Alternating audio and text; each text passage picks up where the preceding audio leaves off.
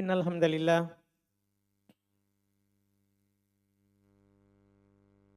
nahmaduhu wa nasta'inuhu wa nastaghfiruh wa na'udzu billahi min syururi anfusina wa min sayyiati a'malina. May yahdihillahu fala mudhillalah wa may yudlil fala hadiyalah. Asyhadu an la ilaha illallah wahdahu la syarikalah wa asyhadu anna Muhammadan abduhu wa rasuluh sallallahu alaihi wa ala alihi wa ashabihi wa man tabi'ahum bi ihsan ila yaumiddin amma ba'd. Ikhwan wal akhwat jamaah salat maghrib rahimani wa rahimakumullah. Alhamdulillah pada malam hari ini kita kembali melanjutkan lagi kajian kitab Bulughul Maram min Adillatil Ahkam karya Al-Imam Al-Hafidh Ibn Hajar Al-Asqalani Asy-Syafi'i rahimahullah. Malam hari ini kita pertemuan ke-48, majelis ke-48 di kitab ini secara umum, secara khusus di Kitabus Shalah majelis ke-10. Pada malam hari ini kita masuk di bab yang baru setelah sebelum Ramadan kita tamat dari babul adzan, bab tentang adzan. Pada malam hari ini kita masuk di bab syurutis shalah. Bab syarat-syarat salat. Di bab ini beliau akan menyebutkan hadits-hadits terkait dengan syarat sahnya salat. Syarat itu dalam sebuah amalan adalah merupakan sesuatu yang tidak sahih amalan itu tanpanya. Dan syarat sebuah amalan sama dengan rukun dari sebuah amalan. Jadi syarat dan rukun itu sama. Sebagaimana rukun tidak sah sebuah amalan tanpa rukun dari amalan itu, maka juga sama syarat seperti itu. Tapi apa bedanya? Kenapa tidak dinamakan saja rukun atau rukun tidak dinamakan saja syarat? Perbedaannya dari sisi tempatnya. Rukun itu dalam ibadah. Sesuatu yang harus ada saat kita beribadah itu namanya rukun. Misal di dalam berwudu, mencuci wajah, tangan sampai ke siku, itu kalau dalam wudu. Dalam sholat, takbiratul ihram, ruku, bangkit dari ruku, sujud pertama, bangkit dari sujud pertama, sujud kedua, bangkit dari sujud kedua. Itu di dalam ibadah, maka namanya apa? Rukun. Menghadap kiblat. Menghadap kiblat. Berwudu. Itu namanya apa itu? Rukun atau syarat? Dipikirkan saja dia sebelum ibadah atau saat beribadah. Jadi kalau dilakukan dalam rangkaian ibadah itu namanya rukun. Tapi kalau harus diadakan sebelum melakukan ibadah namanya syarat. Berarti wudu sebelum sholat. Maka wudu rukun atau syarat? Syarat. Iya. Nah, ini yang beliau akan sebutkan di sini. Inilah perbedaan antara rukun dan syarat. Maka di sini beliau akan menyebutkan hal-hal yang merupakan syarat sahnya solat. Yaitu hal-hal yang harus dilakukan sebelum kita solat. Ini yang beliau akan sebutkan. Dari wudu, menutup aurat,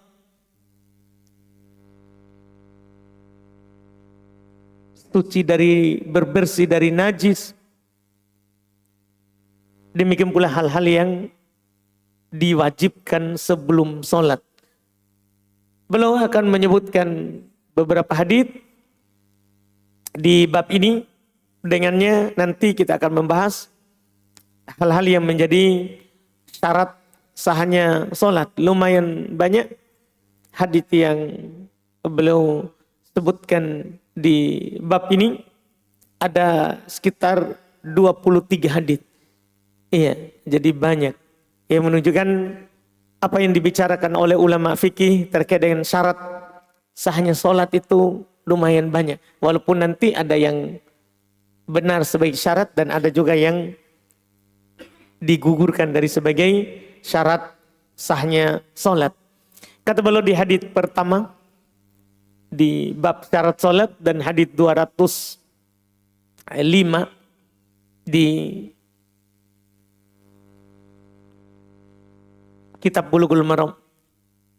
Kata beliau an Ali ibn Talq radhiyallahu taala anhu qala Rasulullah sallallahu alaihi wasallam idza fasa ahadukum fis salati falyansarif wal yatawadda wal yu'idis shalah. Rawahul khamsah wa sahahu Ibnu Hibban. Kata beliau dari Ali ibn Talq, beliau berkata Rasulullah sallallahu alaihi wasallam bersabda, "Idza fasa," jika salah seorang dari kalian fasa. Fasa itu kentut yang tidak bunyi. Kalau yang bunyi beda lagi bahasa Arabnya.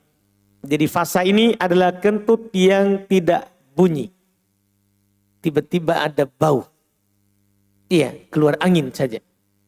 Itu namanya fasa. Apabila salah seorang dari kalian kentut fis shalah, di dalam sholat, falyansarif, hendaklah dia keluar. Wal yatawadda, wudu. Wal yu'idis shalah, dan ulang sholatnya. Rawahul khamsah, diriwayatkan oleh Imam 5 wa sahahu Ibnu Hibban, dan disahihkan oleh Ibnu Hibban. Kita baca lagi hadits berikutnya karena dua hadits ini sama, cuman beda di masalah membangun sholat di atasnya. Diulang dari awal atau mulai dari langsung sambung.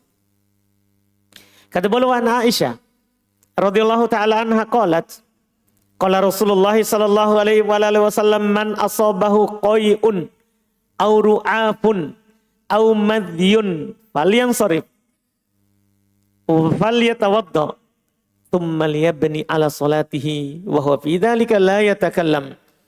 Rawahu Ibnu Majah wa dha'afahu Ahmad.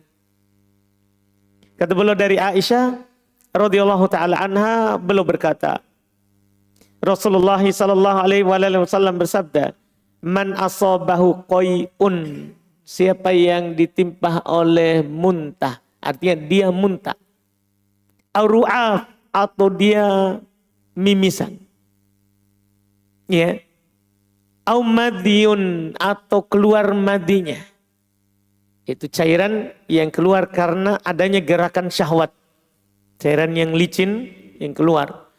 Falyansarif, hendaklah dia keluar dari sholatnya. Faliyatawadda, dan hendaklah dia berwudu. Tsumma liyabni ala sholatihi, kemudian dia bangun di atas sholatnya yang pertama.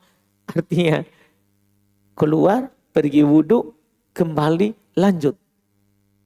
Tidak mulai lagi dari awal. Wah, ini orang tidak ada masbuk kalau begini ya. Anak RBA berbahagia ini. Wa huwa fi dzalika la yatakallam.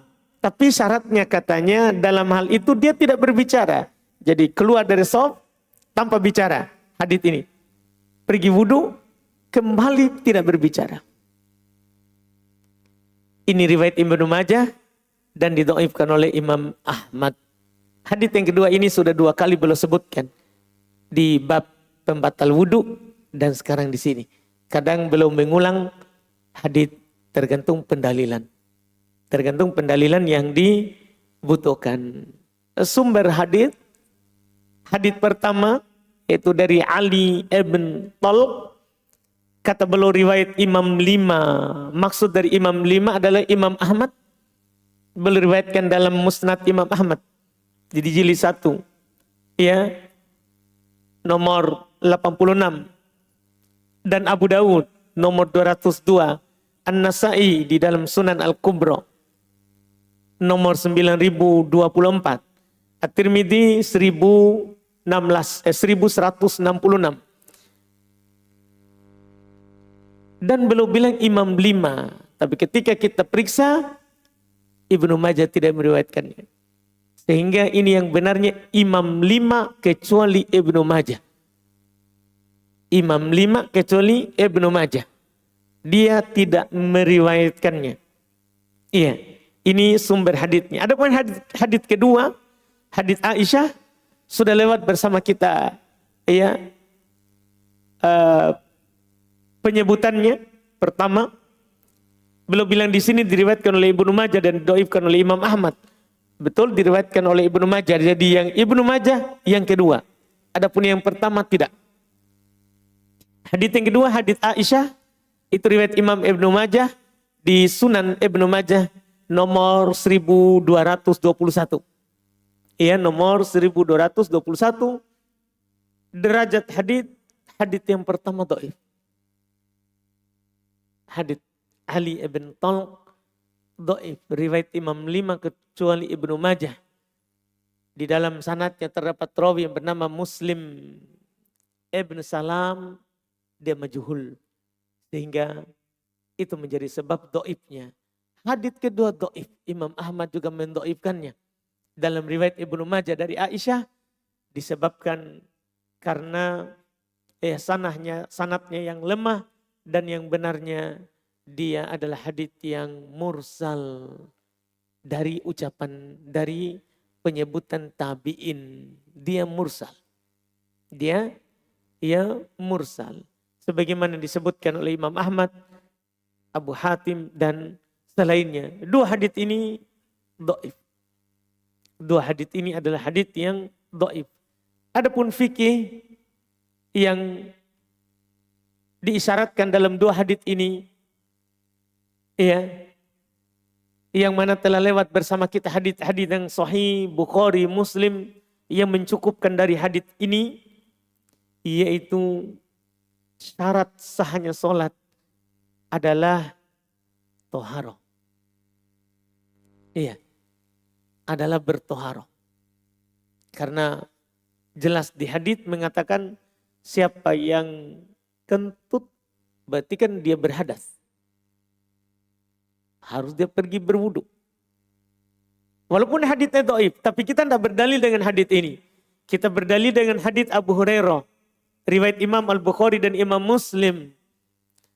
Nabi SAW bersabda, la yakbalullahu salata ahadikum idza ahdatsa hatta yatawadda. Kalau ini Bukhari Muslim. Kalau beliau sebutkan yang ini lebih bagus. Cuman belum tidak sebutkan karena sudah lewat di bab wudu. Di bab pembatal wudu.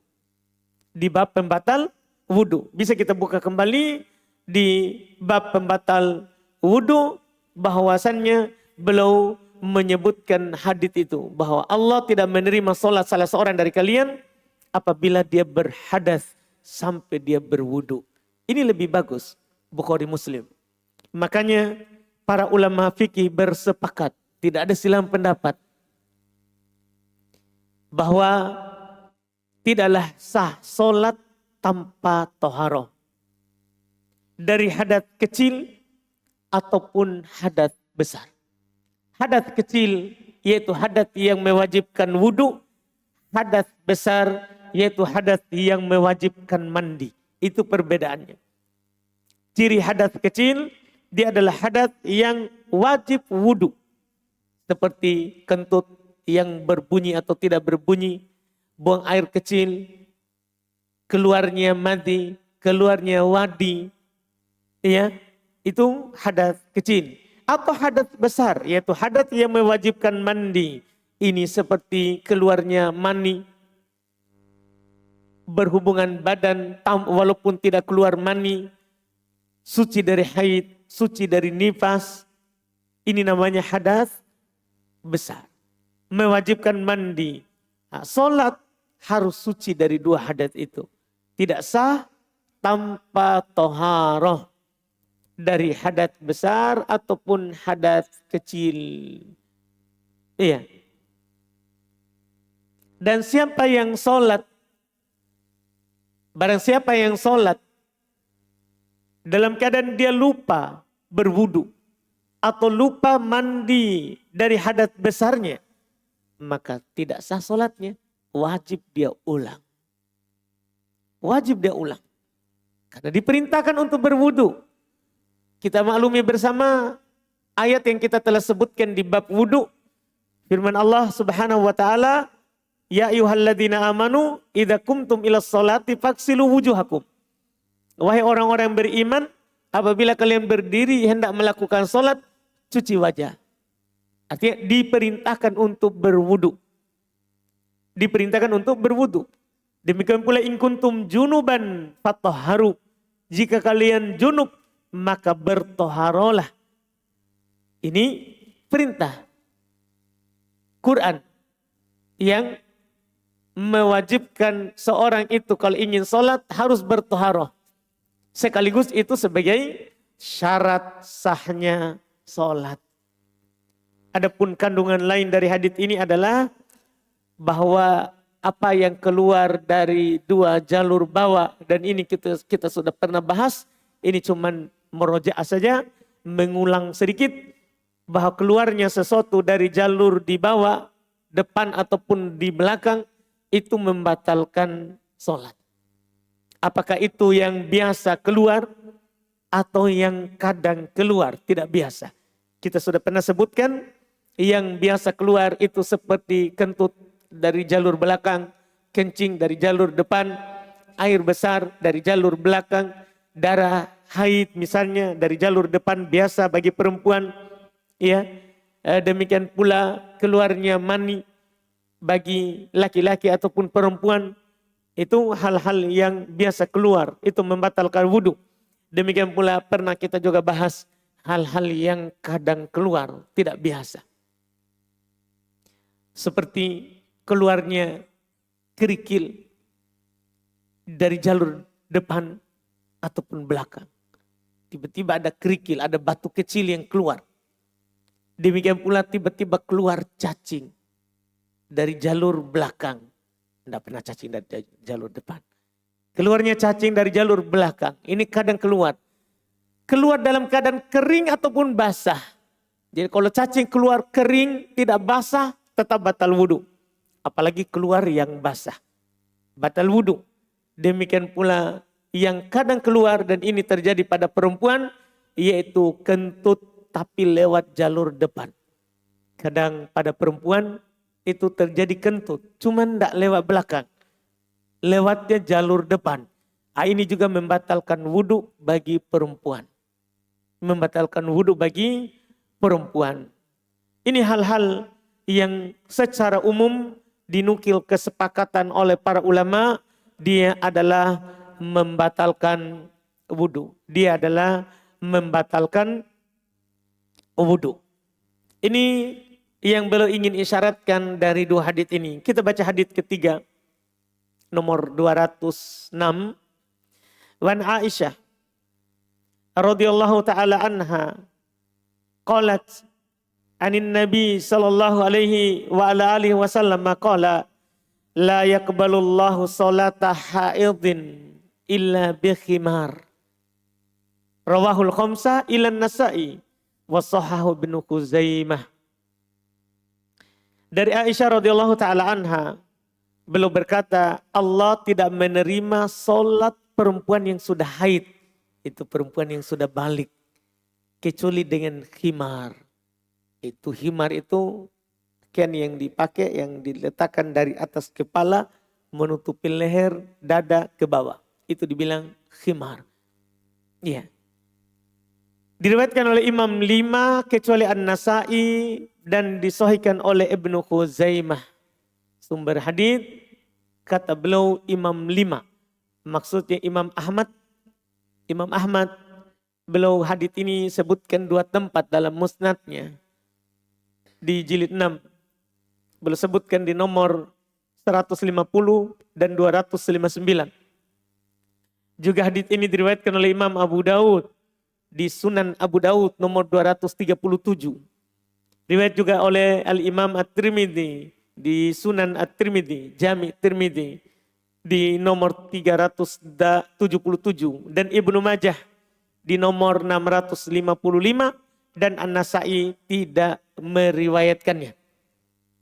An-Nasai tidak meriwayatkannya. Hadits ini para rawinya terpercaya, makanya beliau katakan disahihkan oleh Ibnu Khuzaimah. Demikian pula hadits ini disahihkan oleh Ibnu Hibban dalam Sahih Ibnu Hibban dan Al-Imam Syekh Al-Albani juga mensahihkannya, ya. Syekh Al-Albani juga mensahihkannya di dalam kitab beliau Irwaul Ghalil, iya. Dan sebagian ulama menjelaskan hadits ini adalah hadits yang mursal. Yang jelas ada juga pendukung dari jalur-jalur lain sehingga naik ke derajat hasan dengan beberapa jalur. Ada dalam riwayat Imam Abu Daud di tempat lain, di sanad yang lain.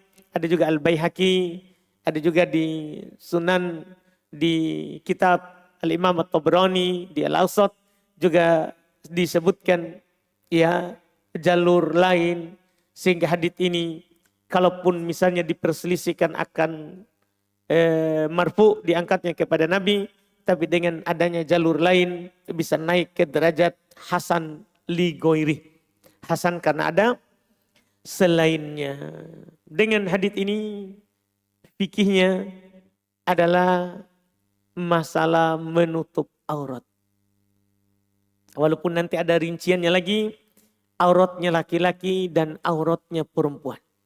Tapi untuk tahap awal, hadits ini adalah menjelaskan bahwa di dalam sholat dipersyaratkan untuk menutup aurat.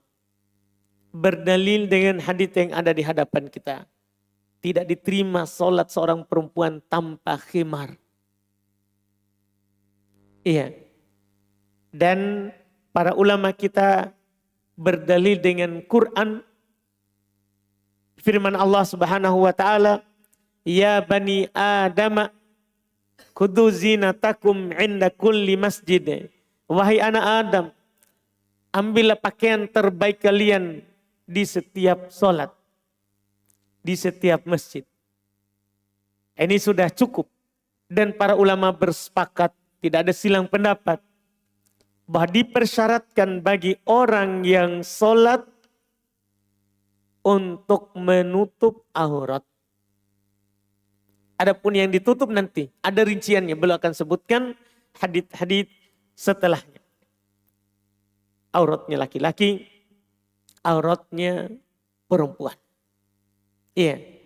Bahkan mayoritas menegaskan tidak sah sholat apabila seorang yang sholat tersingkap auratnya. Tidak sah apabila seorang sholat auratnya terbuka. Kecuali sedikit. Karena yang sedikit itu dimaafkan. Walaupun ada juga ulama yang tidak memaafkan walaupun sedikit. Tidak dimaafkan walaupun sedikit. Yang jelas masalah menutup aurat ini adalah syarat sahnya sholat. Dan kalau tersingkap maka itu membatalkan sholat. Maka itu membatalkan sholat. Adapun rinciannya laki-laki, perempuan, ini akan disebutkan oleh penulis di hadits berikutnya. Kita lihat lagi hadits berikutnya. 207. Kata beliau di hadits keempat di bab ini, wa an Jabir radhiyallahu taala anhu qala anan nabiyya sallallahu alaihi wasallam qala lah in kana thawbu wasi'an faltahif bih, yakni fi shalah wa li Muslim fa khalif baina tarafaihi wa in kana dhayiqan fattazir bih. Muttafaqun alaih. Kata beliau dari Jabir radhiyallahu taala anhu, Bahwa Nabi Shallallahu Alaihi Wasallam berkata kepadanya, jika pakaian kamu luas, karena dulu itu banyak orang pakaian tidak berjahit. Tapi jika kain kamu itu luas, maka hendaklah kamu berselimut dengannya. Karena sahabat dulu jarang orang memiliki pakaian 2, 3. Kadang mereka hanya memiliki sarung. Iya. Karena susahnya hidup zaman sahabat. Jadi kalau hanya satu, maka hendaklah berselimut dengannya. Nanti ada di riwayat Muslim bagaimana cara berselimutnya. Yaitu dalam sholat. Dalam riwayat Muslim, fakhalib baina tarafai. Hendaklah dia saling silangkan antara dua ujungnya. Jadi sarung itu kita, ya sarungnya luas. Jadi kan begini, satunya ditaruh di sini, lempar ke belakang di sini. Iya, demikian pula yang sini dikasih ke bawah sini, baru nanti tarik lagi di belakang. Karena kan nanti ada lagi sunnah tidak apa-apa terbuka satu. Kalau hanya sarung tidak apa-apa terbuka satu pundak, tertutup satu. Tertutup satu. Jadi bisa ujungnya ke sini, ke sini. Ini supaya ada terbuka tangan saat takbir dan nanti bersedekap. Ini kalau luas. Kalau sempit, misalnya tidak cukup untuk dikasih seperti itu. Karena tidak semua sarung panjang. Iya, ini sarung Arab ya, jangan pikirkan seperti sarungnya kita. Sarungnya kita dijahit, ditemukan, dijahit. Sarung kita, sarung di Arab tidak dijahit. Iya, kalau kita pergi ke Yaman, ya semuanya sarungnya tidak dijahit, masing-masing ujungnya terbuka. Ujungnya terbuka. Jadi kalau luas dilakukan seperti itu, disilang. Ya. Tapi kalau sempit, fattazir bih. Hendaklah dia bersarung saja dengannya. Yaitu yang menutup dari pusar ke bawah. Kemudian nanti diletakkan sesuatu di pundak. Ada nanti hadisnya. Ada nanti hadis. Ini tergantung nanti jenis pakaian. Iya. Ini sumber hadis dulu, kata belum muttafaqun alaih, riwayat Imam Al-Bukhari dan Imam Muslim. Itu hadis Jabir ini riwayat Imam Al-Bukhari di nomor 361, Imam Muslim di 1030. Fikih hadis derajatnya tentunya sahih. Fikih hadis tadi sama dengan hadis sebelumnya. Dalam sholat wajibnya menutup aurat. Dan di sini kita sudah ada rincian auratnya laki-laki. Karena ini Nabi berbicara kepada Jabir. Laki-laki. Kata Nabi ke Jabir, kalau pakaian yang kamu punya luas, maka berselimut dengannya. Tapi kalau sempit, bersarung saja.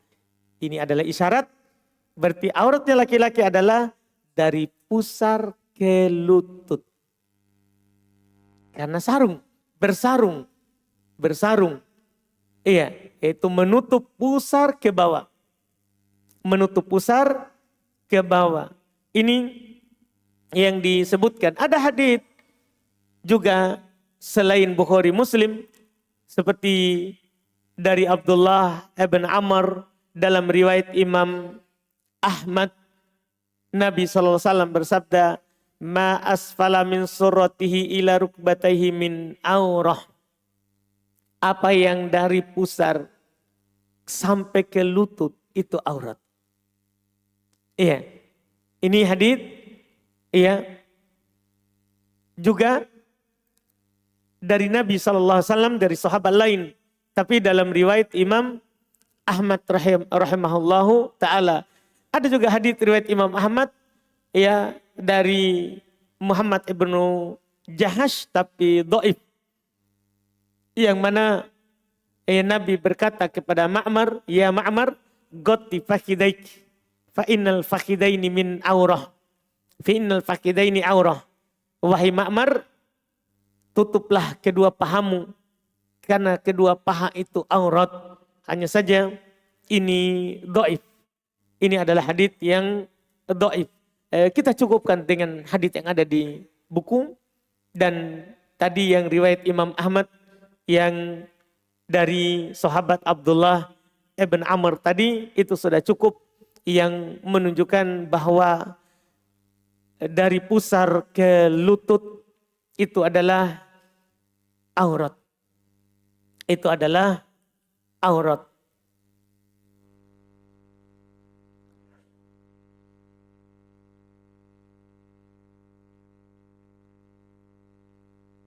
Nah, kemudian hadis yang berikutnya yang belum sebutkan, hadis kelima. Kata beliau walahuma, sama dalam riwayat Bukhari Muslim, min hadithi Abi Hurairah, dari hadits Abu Hurairah. Kalau tadi Bukhari Muslim dari Jabir, ini Bukhari Muslim dari Abu Hurairah. La yusalli ahadukum fi thawbil wahid laisa ala atikihi minhu syai. Ini tadi penjelasan terkait dengan bersarung kemudian di pundak taruh apa. Jadi kata beliau, janganlah seorang dari kalian sholat dalam satu pakaian tidak ada di pundaknya sesuatu. Tidak ada di pundaknya sesuatu. Jadi kalau kita bersarung maka ada sesuatu di pundak. Walaupun tidak bisa berselimut dengan sarung ke pundak, maka ada sesuatu di pundak yang diletakkan. Sumber hadits ini riwayat Imam Al-Bukhari nomor 359, Imam Muslim nomor 516. Derajat tentunya sahih. Adapun fikih hadits ini tentunya menunjukkan bolehnya seorang itu sholat dengan satu pakaian. Tidak apa-apa. Bolehnya seorang itu sholat dengan satu pakaian. Yang penting tentunya menutup seluruh auratnya. Dan tidak dilihat dari luar ke dalam bentuk kulitnya. Itu syaratnya. Tidak apa-apa dengan satu pakaian. Tapi tidak kelihatan kulit dalamnya. Dengan tertutup. Dengan pakaian yang dia pakai. Dengan pakaian yang dia pakai. Ini jelas dalam hadits ini. Kemudian di sini juga ada anjuran untuk menutup salah satu dari kedua pundak. Dari pundak itu ini dari leher ke sini, ke lengan ini. Dari leher ke lengan. Ini namanya pundaknya. Cuman para ulama berselisih pendapat apakah itu wajib atau sunnah. Kalau kita sholat hanya bersarung, wajib menutup ini salah satu pundak atau sunnah. Para ulama berselisih pendapat. Sebagian ulama menjelaskan bahwa itu adalah wajib di dalam sholat. Seperti dinukil dari sebagian Hanabilah, sebagian ahli fikih dari kalangan Hanafiyah, sebagian ahli fikih dari kalangan Malikiyah, Syafi'iyah, mereka mengatakan wajib. Berdasarkan hadits yang ada di hadapan kita.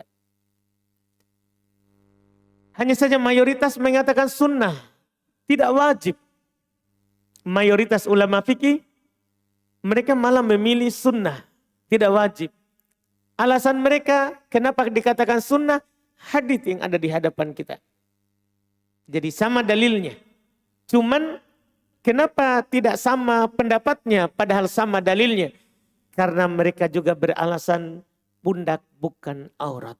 Sehingga tidak kita katakan wajib. Hadits yang tadi itu sunnah meletakkan sesuatu di pundak. Tidak wajib.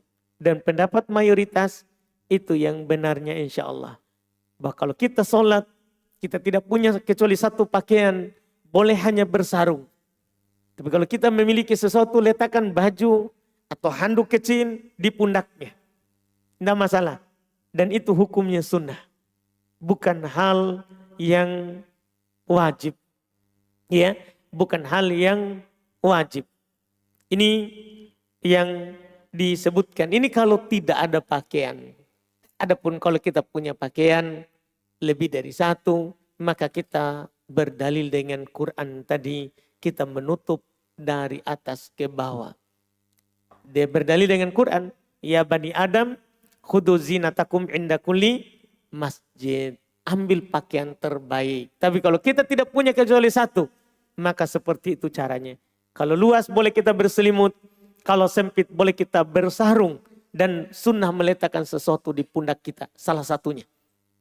Ini terkait dengan ya laki-laki. Kemudian setelahnya adalah perempuan, kita ambil di pertemuan kita berikutnya insya Allah. Kita adzan dulu.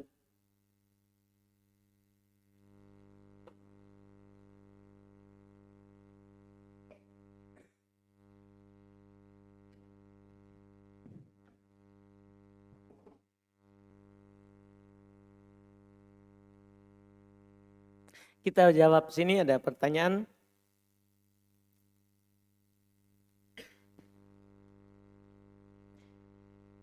Afwan Ustadz, mohon jawabannya. Bagaimana dengan seorang saat bulan puasa beronani dan pada siang hari, tapi tatkala selesai beliau bertaubat dan menyesal. Pertanyaannya Ustadz, apakah harus mengganti puasanya?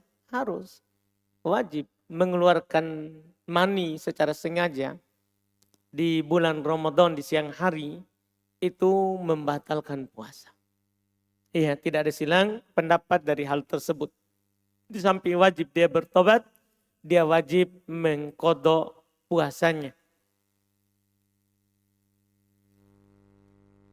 Afwan Ustadz, ana belum paham. Hadits Aisyah nomor 207. Bahwa Allah tidak menerima sholat seorang yang haid kecuali ia berkhimar. Apakah kalau seorang yang haid dan berkhimar itu sholatnya diterima? Tentunya salah paham ya. Ya, kita di sini tidak membahas haid. Di sini membahas perempuan yang sudah balik. Tanda perempuan yang sudah balik adalah haid. Jadi ini bukan membahas haid, tapi membahas perempuan yang sudah berusia balik harus menutup auratnya dalam sholat.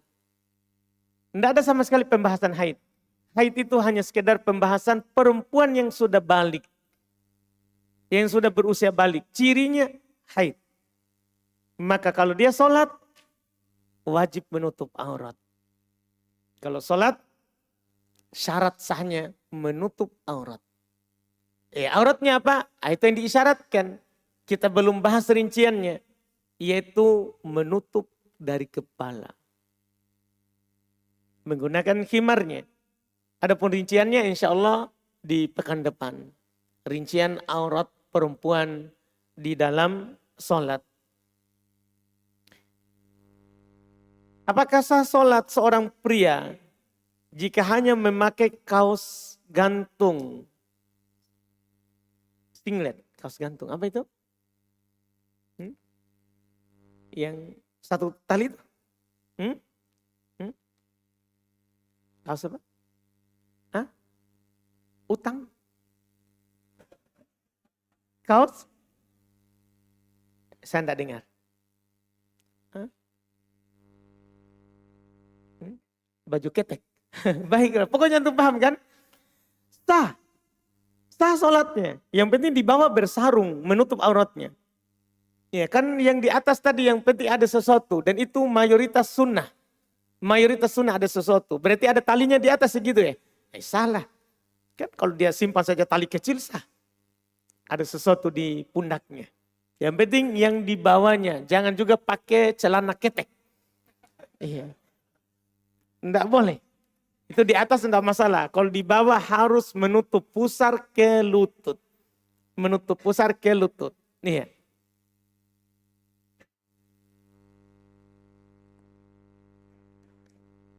Apakah bagi wanita harus tertutup telapak tangan atau punggung tangannya ketika sholat, sabar-sabar. Ini pekan depan. Datang insya Allah, kalau saya masih hidup dan kita datang, kita akan mendengarkannya. Sabar sedikit, jangan tergesa-gesa.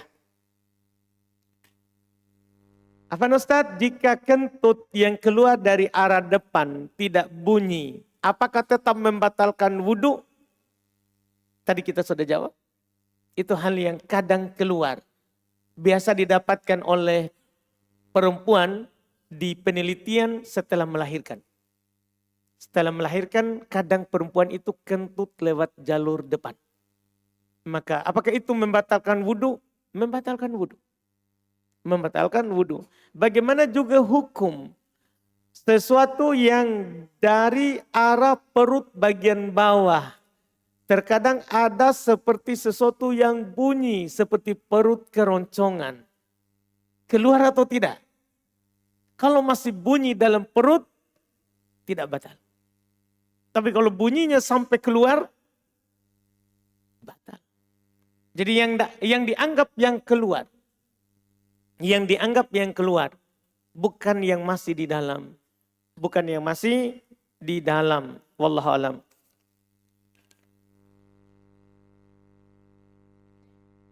Bagaimana hukumnya?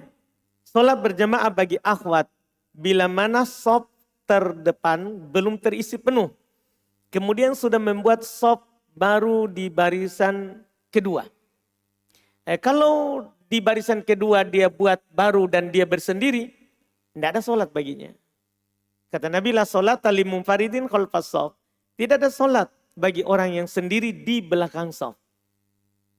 Iya, di belakang shaf. Jadi kalau sendiri batal sholatnya. Tapi kalau bersama yang lain maka tentunya berdosa. Karena kita diperintahkan untuk memenuhi shaf depan baru belakang. Itu hukumnya diwajibkan. Jadi kalau depan masih kosong wajib memenuhi yang depan. Baru di belakang. Baru di belakang. Wallahualam.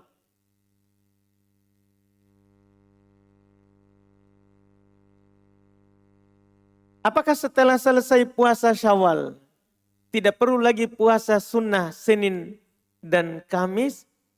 Jadi istirahat makin beramal. Enggak. Tetap kita beramal. Nanti kita istirahat kalau sudah masuk satu kaki kita di surga. Kalau sudah masuk kaki kita di surga, istirahat makin puasa. Misalnya hari ini terakhir kita Syawal. Meninggal Ki. Alhamdulillah, semoga Allah rahmati, semoga masuk surga. Baru istirahat. Iya, jangan beristirahat untuk puasa yang tentunya semampu kita. Bisa Senin Kamis Alhamdulillah, tidak bisa 3 hari dalam sebulan. Itu kita lakukan. Tidak ada orang istirahat. Sudah selesai Syawal, mungkin pikirannya kan puasa Ramadan kan sudah 30 hari. Tambah Syawal 6 hari, berarti seperti puasa setahun. Sudahlah, libur setahun. Begitu mungkin ya. Kaji-kajinya begitu. Iya, enggak. Imam Ahmad pernah ditanya, mata rohah, kapan itu kita istirahat? Belum berkata, indama nado awul rijl fil jannah. Ketika kita meletakkan langkah pertama ke surga.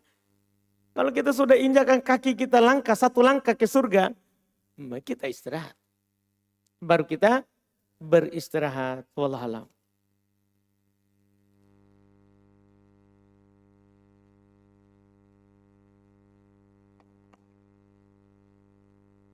Matematikan adzan tak? Sudah mi adzan. Ini Ustadz, bagaimana batasan larangan membangun kuburan? Ini pertanyaan seakan-akan boleh membangun kuburan. Perlu dipahami tidak boleh membangun kuburan. Dilarang. Nahan Nabi SAW ayyubanal kubur wa ayyujassas wa ayyujlas alaih wa ayyuktab. Nabi melarang untuk membangun kuburan, duduk di atas kuburan. Nabi melarang untuk mencet kuburan. Nabi melarang menulis kuburan. Semuanya dilarang. Jadi kuburan itu tidak boleh dibangun. Beda dibangun dan ditinggikan. Kalau ditinggikan boleh dengan tanah yang dari kuburan tadi. Kan ketika kita gali kubur, maka kita akan membuat di bawah lubang untuk mayat. Apakah di tengah atau di samping. Sehingga kalau kita menguburkan kembali itu tanah, menaruh kembali itu tanah, maka akan ada lebihnya. Nah, lebihnya ini boleh kita tinggikan kuburan dengannya. Ini tidak masuk dalam membangun. Boleh ditinggikan rata, kotak, boleh ditinggikan dengan berpunuk. Seperti punuk onta. Dibolehkan, adapun membangunnya tidak boleh. Meninggikannya dengan tanah, tidak mengapa juga ditahan tanahnya itu dengan batu di atasnya misalnya dituangkan kerikil supaya tidak lari. Di sampingnya ada batu, tanpa disemen, tanpa dicat, dibolehkan. Itu dibolehkan, wallahualam. Kemudian apakah boleh mencor keliling kuburan atau menyusun batu tetapi tidak lebih dari sejengkal untuk menjaga tanah kuburan agar tidak habis terseret air hujan. Kalau mencor kita telah dilarang menyemennya. Iya. Kalau menyusun batu di sekelilingnya dibolehkan. Tapi kalau kuburan akan hilang kalau tidak dicor saja, kalau tidak dicor, maka bolehkan karena hajat. Supaya kuburannya tidak hilang. Itu dibolehkan karena kebutuhan. Tidak boleh dicat hanya sesuai kebutuhan. Kebutuhannya menahan tanah. Hanya itu saja. Sesuai kebutuhan. Tidak boleh lebih. Tidak boleh lebih. Tidak boleh ditambahkan keramik. Tidak boleh dicat. Tidak boleh. Pokoknya sesuai yang dibutuhkan. Kita butuh untuk menahan tanahnya. Boleh selama dibutuhkan. Wallahualam.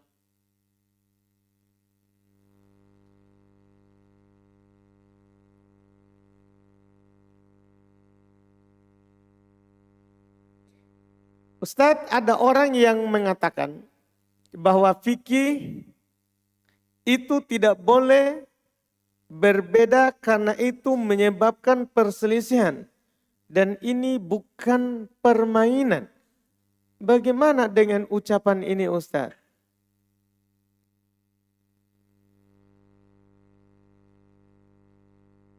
Fikih itu tidak boleh berbeda karena itu menyebabkan perselisihan. Dan ini bukan permainan. Bagaimana dengan ucapan itu Ustaz? Wallahualam ini. Wallahualam. Apa maksudnya? Bismillah. Mohon dijawab Ustaz.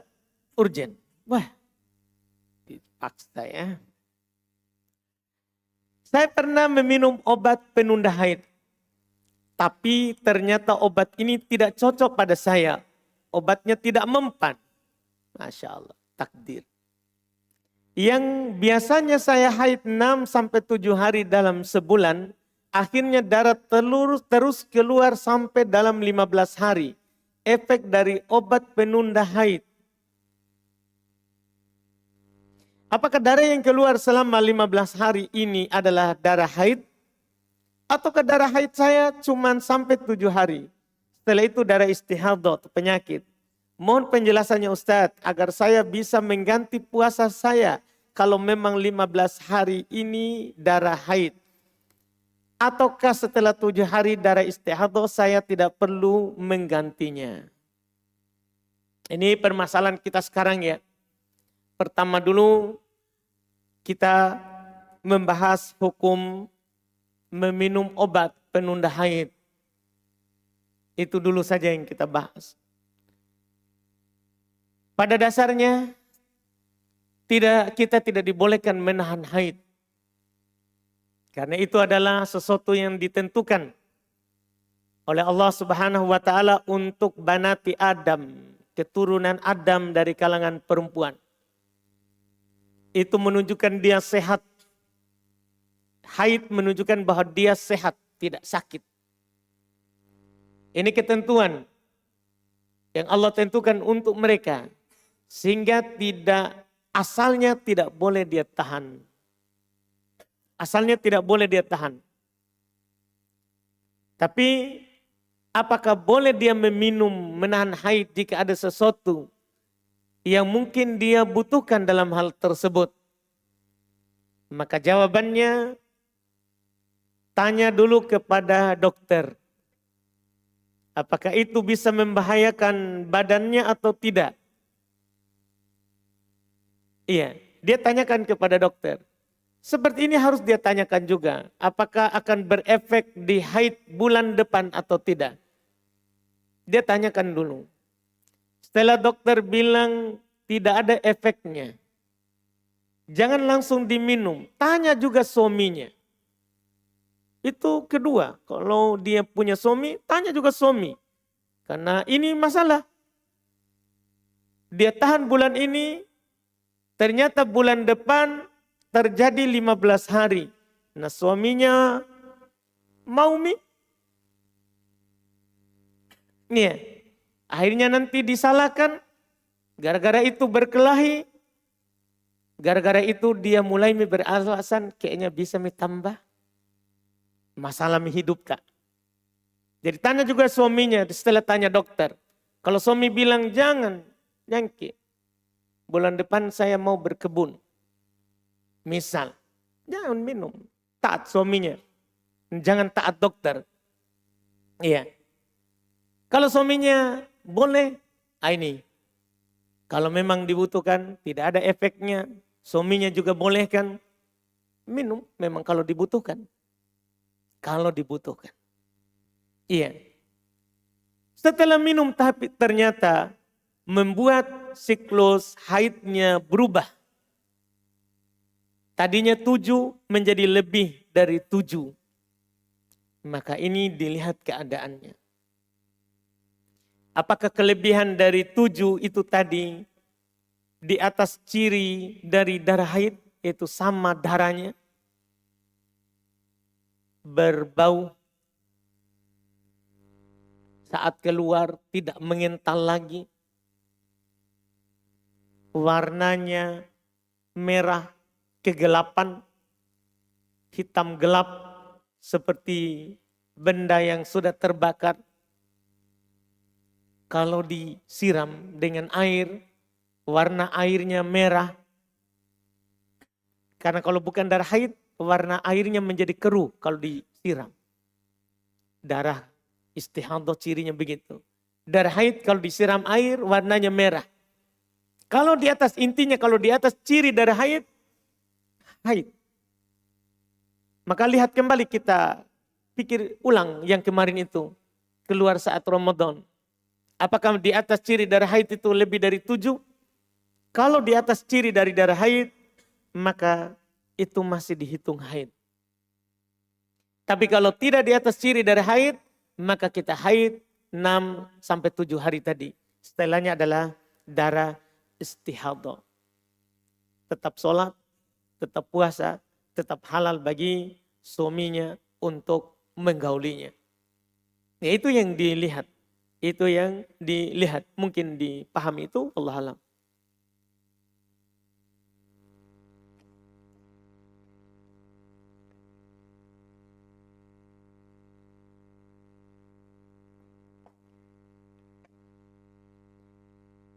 Apakah boleh mandi biasa, bukan mandi junub?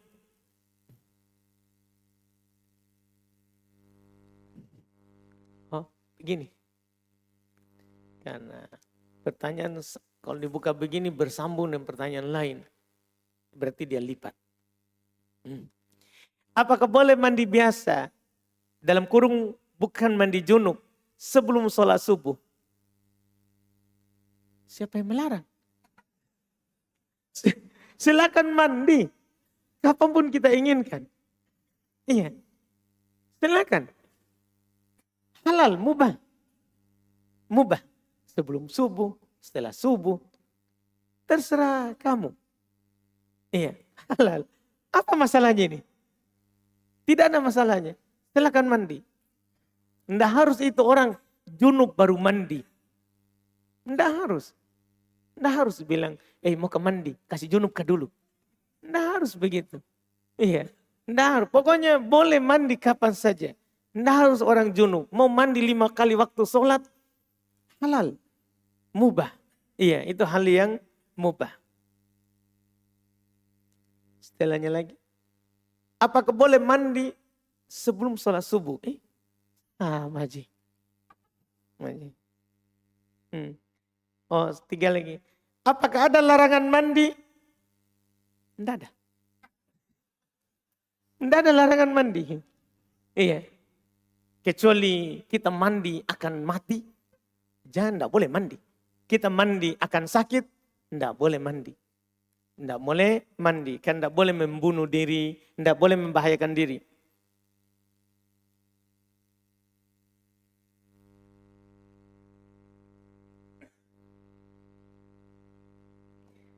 Apa hukum tidak menyambung tali silaturahmi dengan teman lama, padahal dulu pernah dekat? Tidak boleh orang memutus silaturahimnya. Iya, apalagi sudah berteman. Iya, tapi saya kadang hati-hati yang begini ini. Kadang teman yang dia maksud adalah ceweknya. Jadi nanti dia beralasan dengan menyambung silaturahmi dengan pacarnya dulu waktu SMA. Iya, dia tanya kepada saya, apakah boleh? Akhirnya saya bilang boleh. Tiba-tiba dia WA sama ceweknya. Ditanya, tidak boleh kamu lakukan itu. Usaha Ubaid boleh kan? Ya. Saudara teman laki-laki. Kalau laki-laki, kalau perempuan teman perempuan. Bukan pacar lama. Iya, itu harus, sebagian orang membawa kadang pertanyaan umum ke jawaban khusus. Ini kadang menakutkan. Ya, karena saya ini sudah dijebak beberapa kali oleh orang. Ya, jadi kita kalau yang diinginkan adalah teman laki-lakinya, misalnya dia laki-laki, ada kawan laki-lakinya yang dulu pernah dekat, tidak boleh dia putus. Demikian pula misalnya akhwat, dulu sebelum pengajian, sebelum ke masjid, sebelum pakai cadar, ada teman dekatnya, tidak boleh dia putus. Tetap saja berteman dengannya. Bisa saja dia akan berubah karena kita. Iya. Bisa saja, kita tidak tahu hidayahnya orang.